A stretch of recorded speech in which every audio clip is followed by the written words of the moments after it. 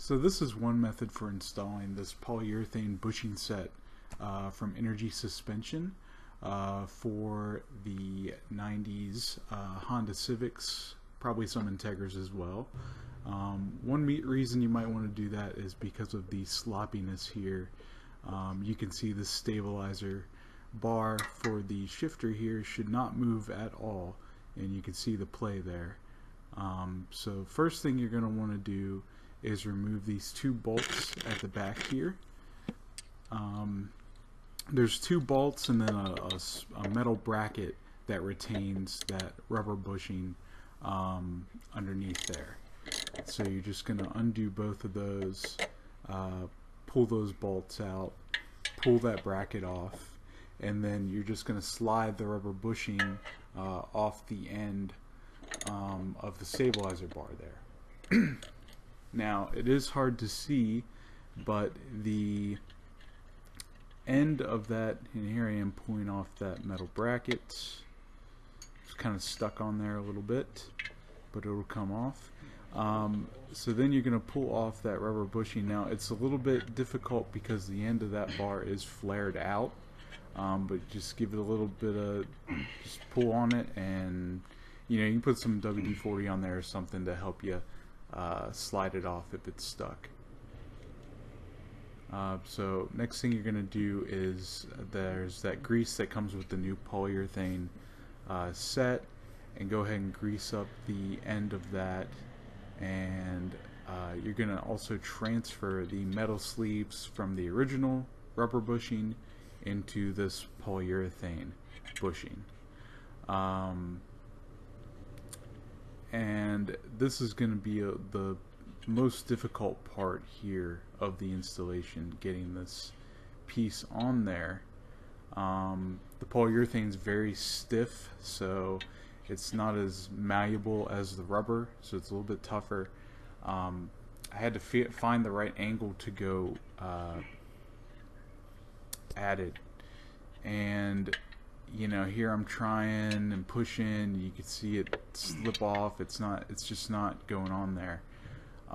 So what I ended up doing was coming in like from the top and pulling down on both sides of it with my hands, and I got it partially on there, and then I was able to hold it with my right hand. You can see my left hand move over here to grab the stabilizer bar itself, and I actually pushed that bar up into the bushing. And I know you couldn't see that, but I had spent like 10 minutes trying to get this thing on here, so I didn't really capture the best angle. But you can see here, got it on without having to take anything else apart. Or cut the end of that off or anything like that.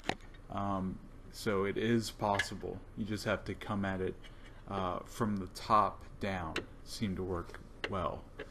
Alright, so now you're going to put that metal bracket back on, put both the bolts through there, make sure you got the metal sleeves inside that bushing, because it doesn't come with any. You have to reuse the old ones. And just go ahead and tighten both of those down.